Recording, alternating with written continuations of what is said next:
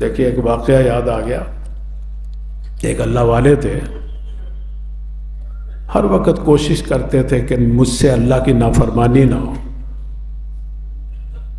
ہمارا حال تو یہ ہے کہ ہر وقت اللہ کی نافرمانی میں سر سے پیر تک مشغول و مسحور رہتے ہیں سارا دن. نا ایسے بھی اللہ کے لوگ ہیں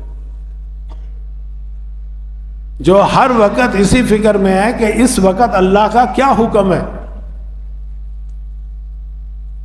آیا جمعے کا حکم ہے تو چلو مسجد میں, اللہ کا تو حکم ہے وَذَرُوا الْبَيْعَ ذَلِكُمْ خَيْرٌ لَكُمْ, کہ جب اذا نودی للصلاۃ من یوم الجمعہ, جمعے کے دن جب اذان ہو جائے, تمہیں بلایا جائے اللہ کے گھر, تو پھر چھوڑ دو کاروبار,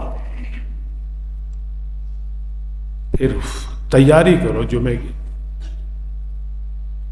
پھر ہر وہ کام ناجائز ہے جمعے کے دن, جمعے کی جب اذان ہو جائے, سوائے جمعے کی تیاری کے. ہاں جاؤ غسل کر لو, وضو کر لو, کپڑے بدل لو, مسجد کی طرف چلے جاؤ, یہ جائز ہے تمہارے لیے. اور ہر کام ناجائز, کھانا بھی ناجائز, پینا بھی ناجائز, شادی کرنا, نکاح پڑھانا, سب کچھ ناجائز ہو جائے, ولیمہ کھانا, حالانکہ مسنون چیزیں عبادت ہے, وہ بھی جائز نہیں ہو, ختم ہو جاتی ان کی, جواز ختم ہو جاتا ہے ان کا. ہم اس وقت ہی ساری چیزیں کرتے ہیں, پھر خیر و برکت کیسے ہو اس میں؟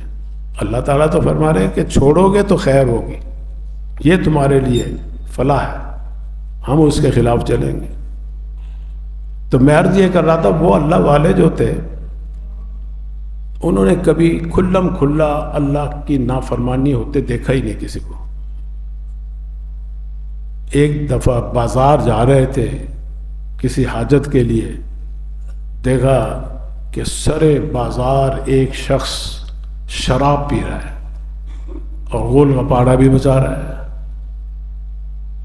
کوئی اس کو روکنے والے نہیں, اور کوئی اپنے کام میں بس. ان کو جب پتہ چلا کہ شراب پی رہا ہے, اللہ نے تو منع کیا ہے, حرام قرار دیا ہے, اور پھر یہ سرے بازار کھلم کھلا اللہ کی نافرمانی کر رہا ہے, کوئی روکنے والا بھی نہیں. ان کے دل میں ایسا احساس پیدا ہوا, اسی وقت بے ہوش ہو کر گر پڑے, وہیں گر پڑے. لوگ آئے بھاگے بھاگے, آ کر ان کو اٹھایا, گھر لے کر گئے, کوئی پانی کی چھینٹیں وغیرہ ماری. جب ہوش آیا تو پیشاب کرنے گئے, پیشاب کی جگہ خون آیا. اتنا, کیونکہ اس کا پیشاب کا دماغ سے بھی بڑا تعلق ہے. خون آیا یہ احساس کی وجہ سے کہ ان کے اندر اتنا احساس تھا. اور ہمارا کیا حال ہے؟ ہمارے سامنے کھلم کھلا ایک آدمی, کیا اللہ کی ایک نافرمانی, کیا سارا اسلام بھی ذبح کر دیا جائے نا ہمارے سامنے, پھر بھی ہم ٹس سے مس نہیں ہوتے. کسی نے صحیح کہا, فرمایا کہ دست گل چین پھر رہا ہے شاخ گل پر بے درخ. گلچی کہتے ہیں مالی کو.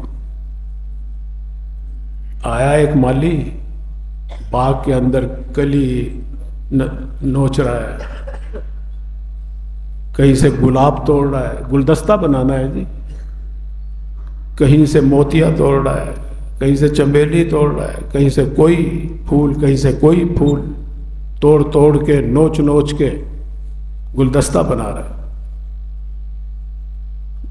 اور پھول کا ایک عاشق ہوتا ہے جس کو بلبل کہتے ہیں, وہ ایک درخت پہ بیٹھا دیکھ رہا ہے.